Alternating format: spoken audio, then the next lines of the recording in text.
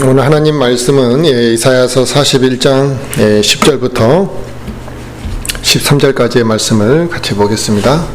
너는 두려워하지 말라. 내가 너와 함께 하느니라. 놀라지 말라. 나는 내 하나님이니라. 내가 너를 강하게 하리라. 참으로 내가 너를 도와주리라. 참으로 내가 내 의의 오른손으로 너를 떠받쳐 주리라. 보라, 내게 분노하던 모든 자들이 부끄러움을 당하고 당황하며 아무것도 아닌 것처럼 되고 너와 다투는 자들이 멸망하리라. 너와 다투던 자들을 내가 찾아도 찾지 못할 것이요 너와 싸우는 자들은 아무것도 아닌 것 같고 보잘것없는 것 같이 되리니 나 주 내 하나님이 내 오른손을 붙들고 내게 이르기를 두려워하지 말라. 내가 너를 도우리라 하리라. 아멘. 오늘 하나님 말씀 주제는 두려워하지 말라라는 주제로 말씀을 전하려고 합니다. 우리가 무엇인가를 이렇게 시도하다가 실패할 때가 있습니다. 또 내가 감당할 수 있는 것 이상의 어떤 삶의 짐을 지게 될 때나 또 내가 한순간에 편안한 마음이 이렇게 사라져버리고 또 화평을 잃어버리고 고민이 갑작스럽게 많아질 때 우리 안에는 불안과 두려움이 이렇게 이제 밀려들게 되는 것이죠. 또 그뿐만 아니라 내가 세운 어떤 계획이 이렇게 진행하는 일들이 내가 생각하는 것대로 되지 아니하고 내 뜻대로 진행되지 않으면 우리는 이제 그 순간부터 불안해한다는 것입니다. 또 그 불안이 결국에 이제 그 불안의 시간이 길어지면 우리는 이제 두려움에 빠지게 되고 두려움 속에서 벗어나지 못할 때도 있다는 거죠. 특히 요즘같이 이제 경기가 어렵고 또 사회가 냉혹하고 또 개인 이기주의가 팽배한 사회로 흘러갈수록 이와 같은 사회에서 고립이 된다라는 것은 굉장히 두려움에 이제 빠지게 만드는 것입니다. 그래서 쉬운 예로 내가 어떤 직장에서 쫓겨난다라는 것, 직장을 잃게 된다라는 것은 생각 이상의 어떤 큰 충격과 두려움에 이제 빠지게 되는 것이죠. 또 내가 어떤 조직에 포함되어 있었는데 그 조직에서 더 이상 나를 수용하지 않게 되었다 할 때는 이 사회가 더 냉혹하고 이기적이기 때문에 예전에 비해서 더 충격이 클 수밖에 없고 두려움이 클 수밖에 없다는 것입니다. 또 그뿐만 아니라 우리 가족 중에 나의 가까운 가족 중에 누군가가 회복할 수 없는 어떤 건강 상태에 이제 빠져 있다고 한다면 그 순간 우리는 두려운 마음을 갖게 되고 또 내가 일순간 오랜 세월 동안 이렇게 무엇인가를 땀 흘리며 쌓아왔던 이 사업이나 나의 노력이 한순간에 사라져 버렸을 때 또 금전적인 어려움으로 심각한 어려움을 겪을 때 또 인간적으로 우리가 누군가로부터 큰 상실감을 받았을 때 이런 것들을 느끼게 되면 충격을 받게 되고 그 충격이 우리에게 두려움으로 이제 밀려들게 되는 것입니다. 이 외에도 우리는 세상에 살면서 수없이 많은 일들로 인해 우리는 불안에 빠진다라는 것입니다. 그 갈등을 통해서 우리가 더 큰 두려움에 빠지기도 합니다. 우리가 두려워하지 않은 순간이 과연 얼마나 되느냐 이거죠. 해마다 우리는 두려워하는 시간들이 있었고 또 그 두려워하는 일들이 무수히 지금까지 많이 있었습니다. 그래서 내가 두려워했던 그 시간들, 내가 심히 힘들어했던 그 시간들로 우리가 과거의 순간들로 돌아가 보면 그 순간순간마다 내가 심히 두려워하고 힘들어했던 그 순간순간마다 내가 하나님의 인도하심을 의지하지 않았거나 또 하나님의 그 손길을 기억하지 않고 그냥 매번 두려워하기만 했다라는 것을 아마 이렇게 짚어볼 수가 있을 겁니다. 그냥 그 순간의 어려움만 생각한다는 거죠. 그래서 방황하고 헤맸던 적들이 많더라 이거죠. 만약에 내가 하나님의 손을 의지했다면 그 과거에 그렇게 두려워했던 순간들, 그 순간들이 사실 그렇게 많지는 않았을 거라는 겁니다. 그런데 매번 내가 과거에 두려워했던 순간들을 이렇게 한번 짚어보면 그때마다 공통점이 뭐냐? 하나님의 인도하심을 신뢰하지 않았거나 그분의 손길을 기억하지 않고 살 때 내가 두려움 속에서 더 많이 헤맸다라는 걸 알게 된다는 것입니다. 사실 우리가 이렇게 두려움을 갖게 되는 것은 그 어떤 때 이제 다양한 경우를 통해서 두려움을 갖게 되지만 그 공통점이 하나가 뭐냐면 내가 의지하고 있는 것들, 또 내가 강하게 집착하는 것들을 내 손에서 잃어버리게 되거나 무엇인가 그게 사라졌을 때, 또 그게 무너졌을 때 우리는 쉽게 두려움에 빠진다 이 말입니다. 그런데 거기에서 우리가 우리 그리스도인이 내가 그 두려움에 빠져 있는 동안에 우리 그리스도인들이 하나님의 손길을 의지하지 않고 있다고 한다면, 또 하나님의 뜻에 이렇게 벗어나서 살아가고 있다고 한다면 더 큰 두려움에 그리스도인들은 빠진다는 것입니다. 그러면 그 힘든 순간에 마귀는 우리를 어떻게든 실족시키려고 하지 않겠냐 이거죠. 그래서 그리스도인들이 크게 실족하는 경우가 언제냐? 두려움에 빠져 있을 때 크게 실족하게 된다 이 말입니다. 근데 왜 그 두려움에 빠진다는 자체에서 실족하게 되는 게 아니라 두려움에 빠져 있을 때 하나님을 의지하지 않기 때문에 마귀가 그를 더 크게 공격할 수 있는 틈을 주게 된다는 것입니다. 우리가 어느 순간부터 사람의 눈을 의식하고 살아가고 세상을 사랑하는 마음이 내 안에 강력하게 되면 우리 자신이 하나님을 두려워하는 마음이 없이 살아가게 됩니다. 즉 그리스도인이 하나님을 두려워하는 마음이 없이 살아간다는 것은 결국 내가 썩어버릴 것들의 마음을 빼앗기게 되고 하나님보다는 뭔가 사람의 눈을 의식하는 것, 그러니까 사람의 눈을 더 의식한다라는 것은 결국 하나님의 어떠한 칭찬과 하나님으로부터 받는 보상보다도 사람으로부터 받는 그 칭찬과 보상을 우리가 더 원하고 살아가는 걸 말하는 거죠.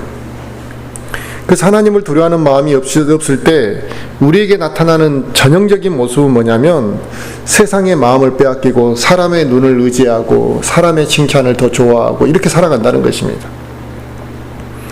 예수님의 제자 베드로가 물 위를 걸어가다가 주님이 나타나니까 물 위를 걸었단 말이에요. 걷고자 했단 말이죠.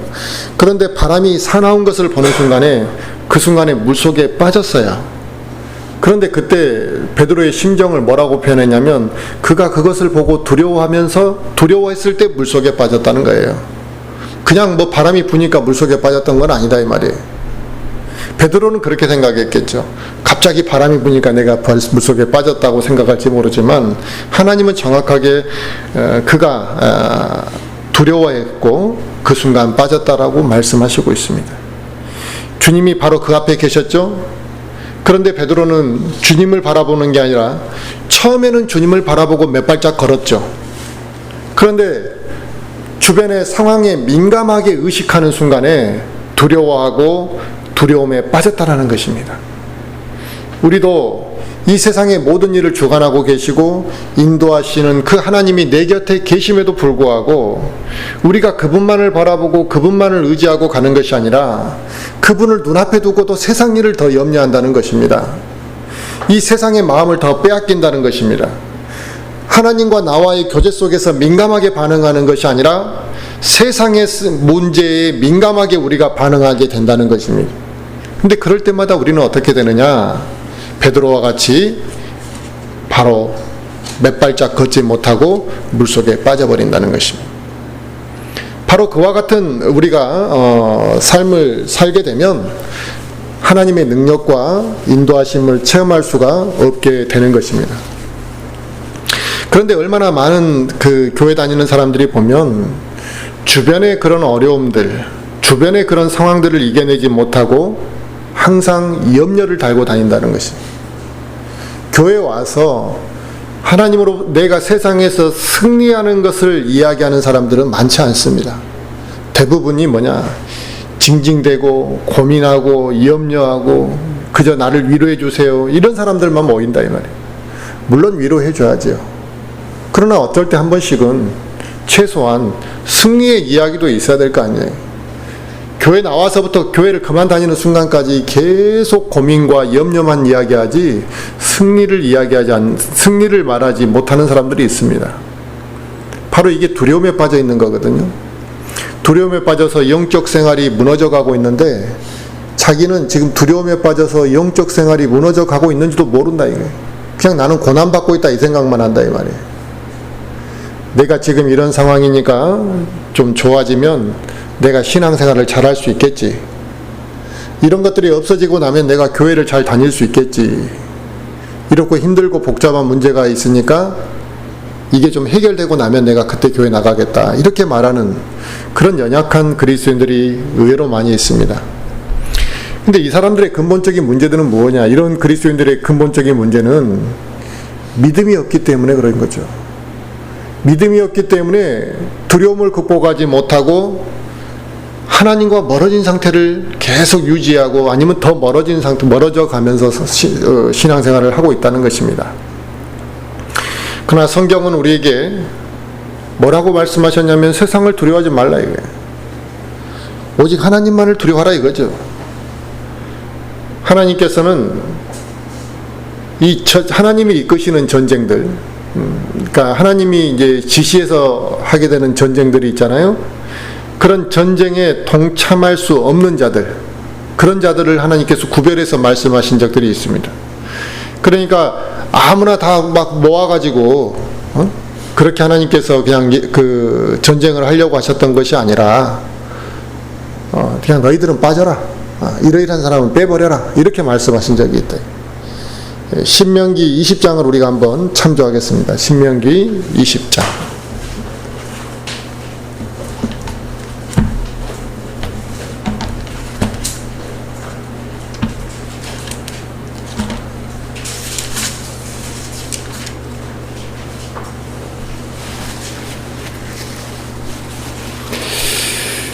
신명기 20장 3절부터 8절까지 한 말씀을 한번 보겠습니다. 신명기 20장 3절부터 8절 보겠습니다. 그들에게 이르기를 오 이스라엘아 들으라. 너희가 이날 너희 원수들과 싸우려고 다가오나니 낙심하지 말고 두려워하지 말며 떨지 말고 그들로 인하여 놀라지 말라.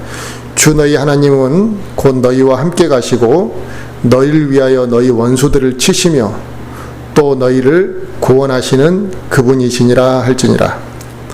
또 직무 수행자들은 백성에게 말하여 이르기를 새 집을 건축하고 봉헌하지 못한 자가 있느냐? 그는 가서 자기 집으로 돌아갈지니 그가 싸움에서 죽으면 다른 사람이 그것을 봉헌할까 염려하노라.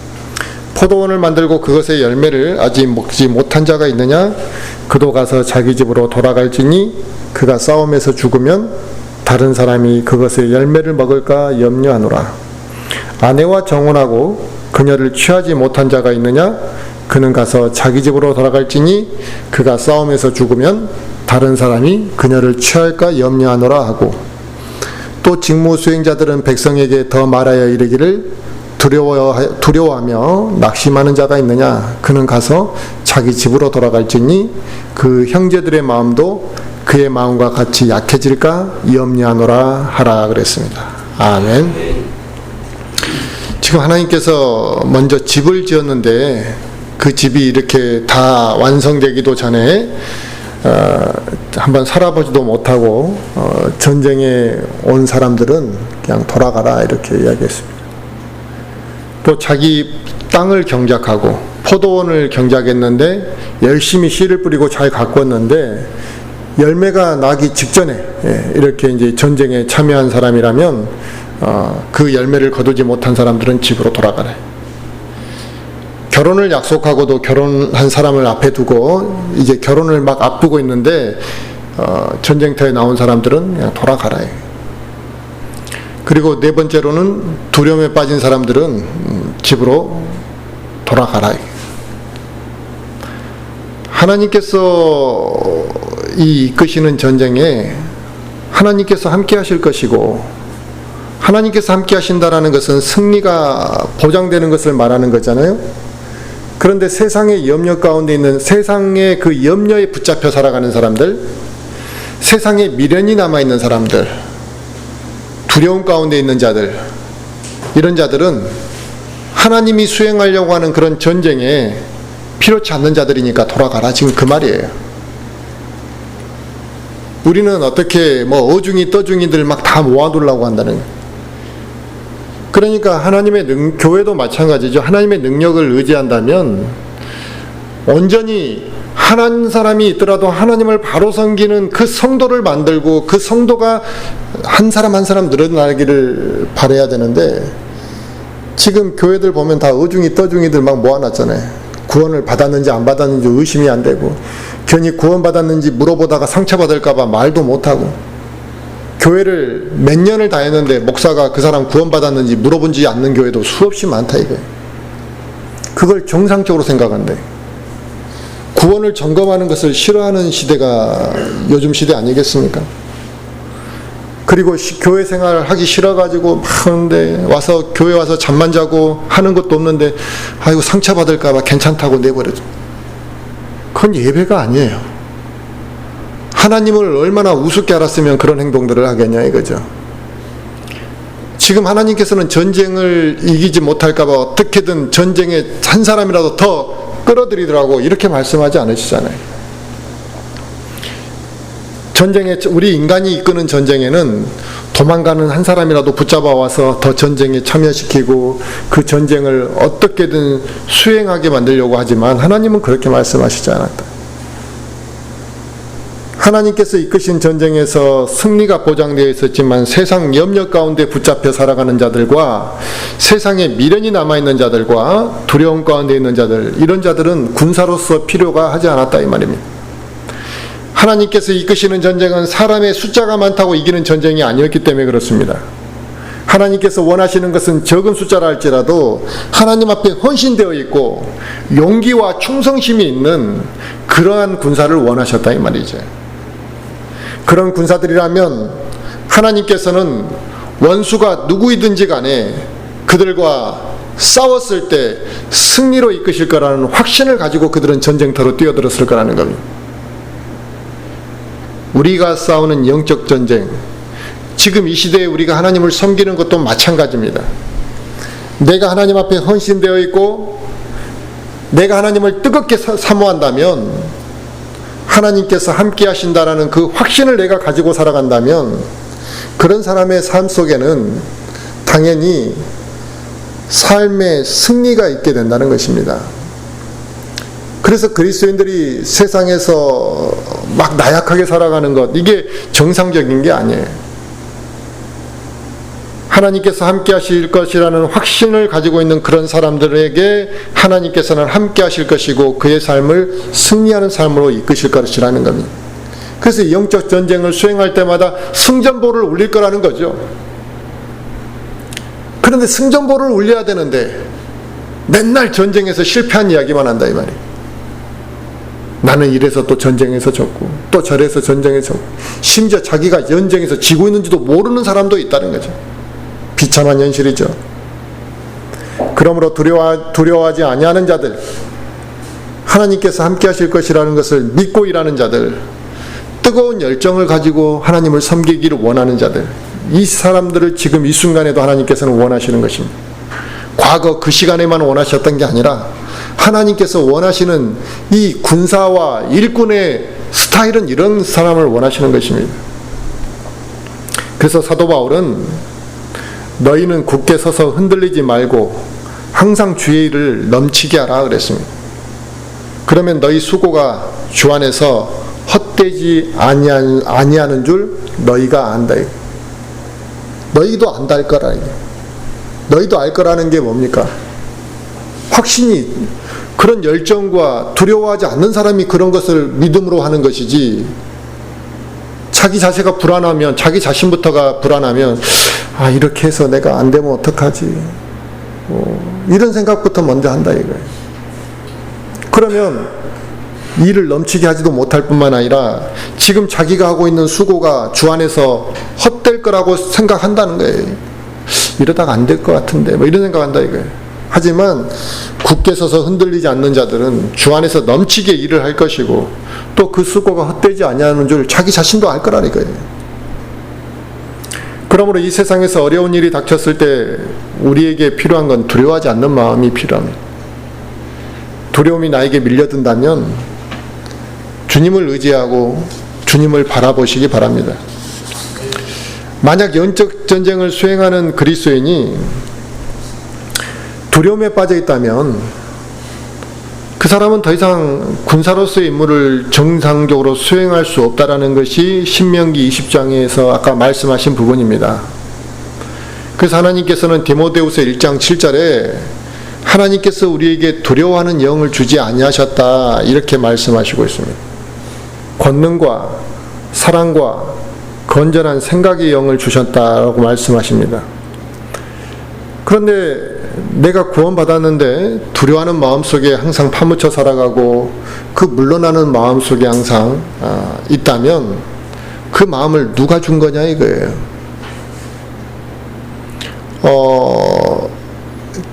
기도하는 것을 부담스러워하는 것, 이 마음을 하나님이 주셨겠냐 아니면 마귀가 주셨겠냐 이거죠. 교회 일에 무엇인가를 동참하라고 할 때 뒤로 물러나는 마음을 하나님이 주셨겠습니까? 마귀가 줬겠습니까? 영적인 일에 열정을 가지라고 할 때 주저주저 하는 마음을 하나님이 주셨겠습니까? 마귀가 줬겠습니까? 바로 그와 같은 두려워하는 마음을 누가 주었느냐 하는 거죠. 우리가 하나님을 신뢰하지 못할 때 이미 내 안에 두려움이 들어와 있어 버린다 이 말이에요. 두려움이 이렇게 차츰차츰 밀려드는 게 아니라 내가 하나님을 신뢰하지 못하는 그 순간에 이게 탁 그냥 바로 그 자리에서 뒤바뀌어 있다 이 말이에요.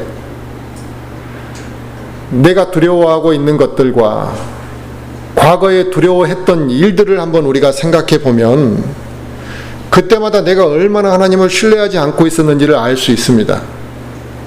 그리고 그때마다 내가 그 문제를, 어려움을 해결하기 위해 얼마나 육신적으로 노력했는지를 알게 될 겁니다. 그러면서 두려워하면서 그 노력을 했다는 것입니다.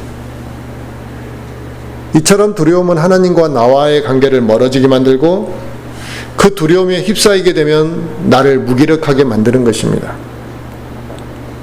그러므로 우리가 두려움을 이겨내고 두려움에 빠지지 않도록 해야 하는데 우리 그리스도인들이 이 두려움에 빠지지 아니하고 극복할 수 있는 방법은 다른 게 아니에요. 하나님 앞에 전적으로 의지하는 자세가 필요하다는 것입니다. 나의 모든 것을 하나님께 이렇게 맡길 수 있는 믿음, 그게 전적으로 의지하는 거잖아요. 하나님께 전적으로 모든 것을 맡길 수 있는 믿음이 우리에게 두려움에 빠지지 않게 만들고 설령 내가 두려움이 내 안에 찾아왔다 할지라도 그걸 쉽게 우리가 극복할 수 있게 된다는 것입니다. 아브라함이 하나님을 얼마나 전적으로 신뢰하며 살았는지를 우리는 잘 알 수 있습니다.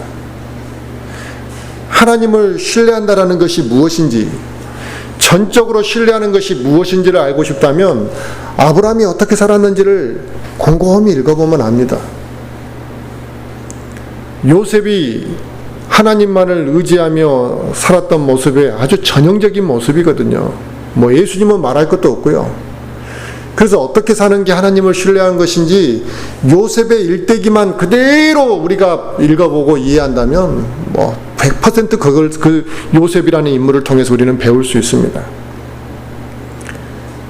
이들은 하나님께 모든 것을 맡겼듯이 내가 하나님을 신뢰하고 하나님만을 의지하며 나의 모든 것을 우리가 맡길 수 있다면 그 어떠한 상황에서도 우리는 평안을 누릴 수 있을 거라는 것입니다. 그런 내 자신을, 내가 하나님 앞에 모든 걸 맡긴 내 자신을 하나님께서 강하게 해주시겠다 이 말이에요. 그리고 도와주시겠다 이거죠. 붙들어 주시겠다는 것입니다. 그게 오늘 이사야서 말씀입니다. 그냥 어영부영 사는데 너를 붙잡아주고 너를 드높여주고 오른손으로 너를 떠받들어 주겠다 이런 뜻이 아니고요. 우리가 하나님만을 의지한다면, 하나님께 전적으로 모든 것을 맡긴다면 하나님께서 우리를 강하게 하실 것이고 도와주실 것이고 붙들어 주실 것이라는 것이죠. 그래서 어떠한 그리스도인들도 두려움에 사로잡혀 있는 것, 이게 바람직한 게 아닙니다. 만약에 내 안에 어떤 두려움이 지금 밀려들고 있다면 그 두려움에 밀려드는 상태를 방치하고 살아서는 안 된다라는 것입니다. 왜냐하면 그건 마귀에게 속고 있는 것이기 때문에 그렇습니다. 시편 27편 14편에는 주를 바라며 크게 용기를 낼지어다. 그러니까 주를 바라보며 용기를 내라. 우리가 그런 거 있잖아요. 누군가에게 내가 맡고 있는데 내 형이 저 멀리서 보이면 그냥 용기가 나는 것처럼, 내가 뭔가 좀 위급한 상황인데 내 부모가 저 근처에서 나타나면 그냥 뭐 말할 수 없는 내 안에서 용기가 일어나는 것처럼 주를 바라며 크게 용기를 낼지어다. 그러니까 주를 바라보면 용기가 나야 되는 거예요. 근데 주를 바라보면서 용기를 내야 되는데 주를 의지하고 사랑하는 마음이 없으면 주를 바라보지도 않을 뿐만 아니라 그를 바라보면서 용기를 못 낸다 이 말이에요. 그래서 시편 27편에 주를 바라며 크게 용기를 낼지어다. 그리하면 그분께서 내 마음을 강하게 하실 거라고 그랬습니다. 우리가 하나님을 바라보고 하나님을 의지하고 하나님을 신뢰하면 그게 우리가 강하게 되는 것입니다. 내가 수련을 통해서 강하게 되는 게 아니라 하나님을 의지하고 바라보면 하나님께서 그 사람에게 강하게 하신다. 나는 본래 연약해서 나의 힘으로는 할 수 없고 또 내가 두려움에 쉽게 연약해서 쉽게 빠질지라도 전능하신 하나님께서는 이 연약하고 보잘것없는 나를 충분히 강하게 하실 수 있는 분이다 이 말입니다. 그런데 우리가 그걸 신뢰하지 않기 때문에 내가 점점 강한 그리스도인으로 변모가 되지 못하고 평생을 나약한 그리스도인으로 평생을 연약한 상태로 살아가는 것이다 이거죠. 그런데 문제는 그리스도인들이 하나님의 능력을 온전히 신뢰하지 못하고 하나님께서 이렇게 너를 강하게 하실 거라는 말씀이 수도 없이 많이 있음에도 불구하고 이 말씀을 믿지 않고 살아간다 이 말입니다. 의외로 많은 사람들이 이 말씀을 그냥 한 귀로 듣고 한 귀로 흘러버립니다. 관심이 없습니다. 그 결과 내가 연약하고 힘들 때, 내 자신이 부족하고 이럴 때 그냥 내 약한 처지만을 바라보고 합리화한다는 것입니다. 하나님께서 나를 강하게 해주실 거라는 믿음도 없고 하나님께 나를 강하게 해달라고 간구하지도 않는다는 것입니다. 우리는 수도 없이 많은 두려움에 빠지고 근심하고 고민하고 살아가죠. 그때마다 어떻게 합니까? 지금 우리가 어떻게 해왔습니까? 첫 번째는 어찌할 바를 몰랐고, 두 번째는 이 사람 저 사람한테 수다나 떨었었고, 세 번째는 될 대로 되라고 하고, 이런 경우들이 많았다 이 말이에요. 수도 없이 많은 두려움과 근심하고 고민이 있을 때마다 우리는 이런 일들을 계속 반복하며 살아왔다. 그러면서 스트레스 받는다고 그랬다. 그런 일들을 반복하면서 우리는 하나님을 의지하는 법을 배웠어야 된다 이거죠. 단순히 그게 스트레스를 받는다라는 것으로 끝날 게 아니라 내가 어떻게 하면 이 상황에서 하나님과의 관계를 지속할 것이고 이런 어렵고 힘들고 고독한 상황에서도 내가 하나님을 붙잡을 것인가, 이러한 법을 훈련하고 배웠어야 된다는 것입니다. 지금 자신의 처지가 힘들고 두려움 가운데 있다고 한다면 먼저 하나님 앞에 맡기는 훈련을 하시라는 거죠. 그러면 하나님께서 나를 강하게 하실 것이고 그 사실을 우리가 의심하지 않고 믿어야 된다 이거예요. 하나님께서 나를 강하게 하실 거라는 걸. 그리고 내가 힘들고 어려울 때마다 하나님 앞에 도움을 청해야 되는 것이죠. 그런데 힘들고 어려울 때마다 그냥 내가 육신적으로 행할 걸 다 해버리고 그냥 피해버리고, 그러고 나서 이제 그런 시기가 좀 한 파동이 지나가고 나면 좀 잔잔해지고 스트레스가 없어지고 그 두려운 일들이 조금 사라지고 나면 그때 가서 내가 하나님을 이제 의지하겠다고 대부분은 그런다는 거예요.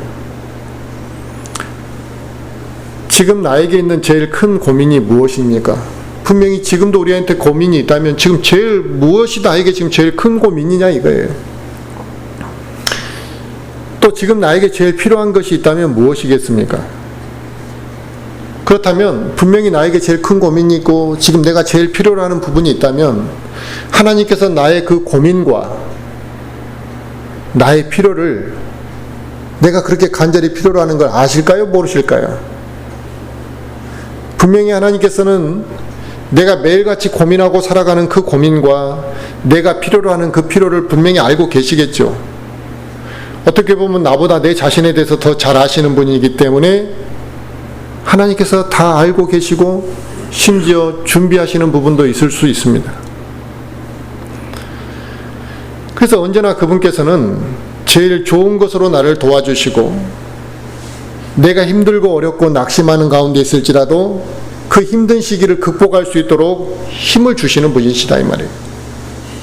그런데도 우리는 나의 힘과 나의 능력과 내 주변의 어떠한 도움을 의지하고 내 욕심을 드러내려고 한다는 것입니다. 내 육신의 정욕만을 우리는 추구하고 살아가려고 한다는 것입니다. 그러다 보니 하나님의 손길을 간절히 우리가 찾지 않는다는 것입니다. 또 하나님께서 언제나 나와 함께 하시고 도우실 거라는 이 믿음에 대해서 우리가 확신을 갖지 못하고 살아간다. 도와주실 것이라는 확신이 있다면 그렇게 두려워하거나 흔들리지는 않았었겠죠. 내가 그렇게 많이 흔들리고 있는 이유는 뭐냐? 하나님께서 도우실 거라는 믿음이 없었기 때문에 그렇게 흔들리고 있는 겁니다. 그러나 하나님께서는 늘 우리와 함께 하시고 우리가 그분만을 신뢰하기를 하나님은 원하신다는 것이죠.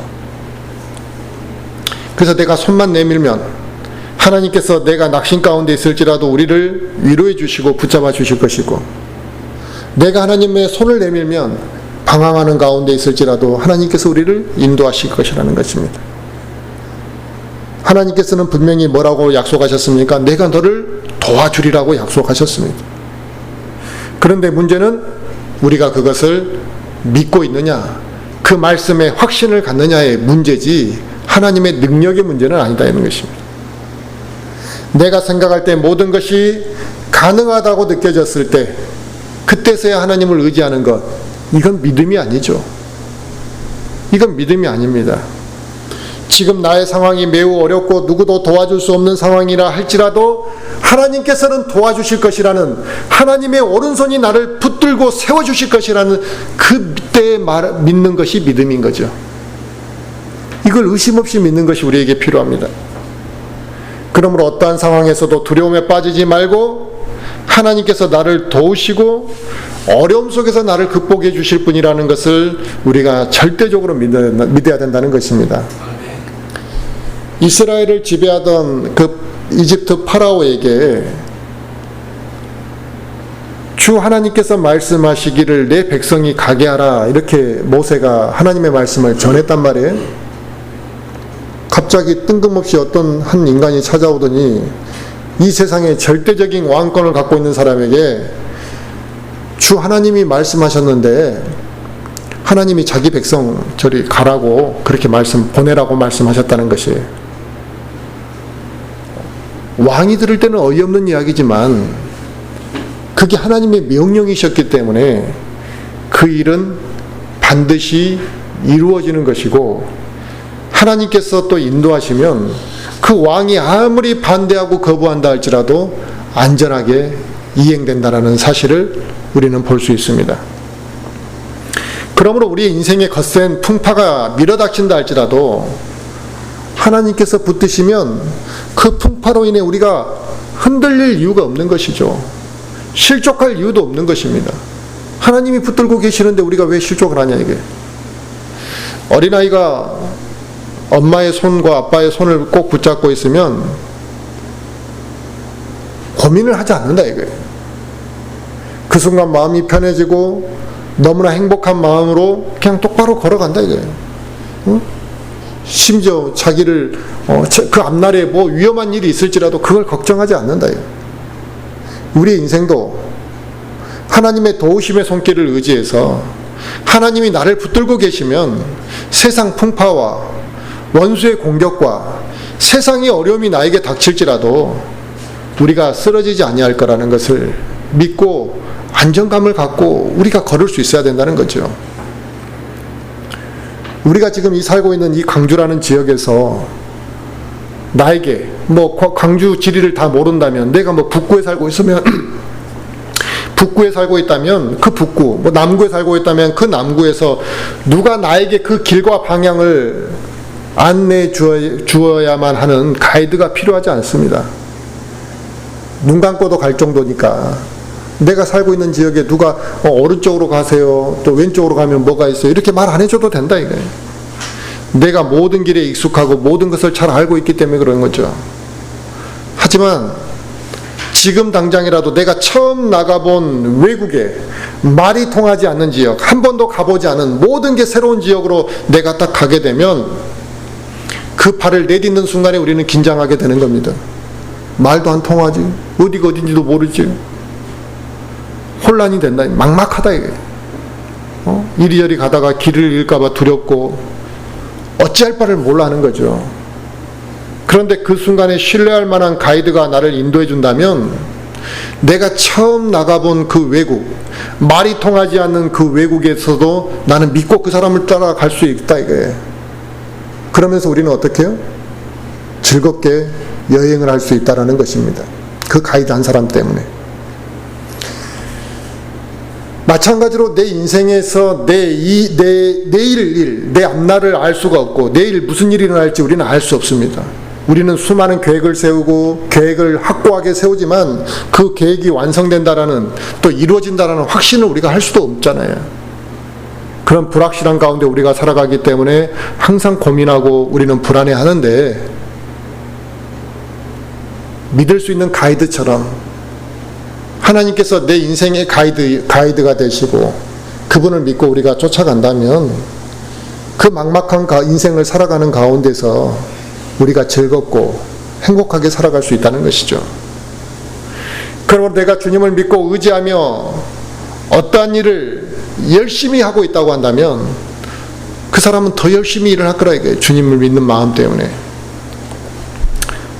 우리가 하나님의 일을 할 때에도 하나님의 도우심을 의지해서 일한다면 하나님께서 나를 도우실 것이라는 믿음이 있고 확신이 있기 때문에 그 일을 우리가 충분히 수행할 수 있을 거라는 거죠. 또 하나님께서 그렇게 할 수 있도록 도우실 거라는 겁니다.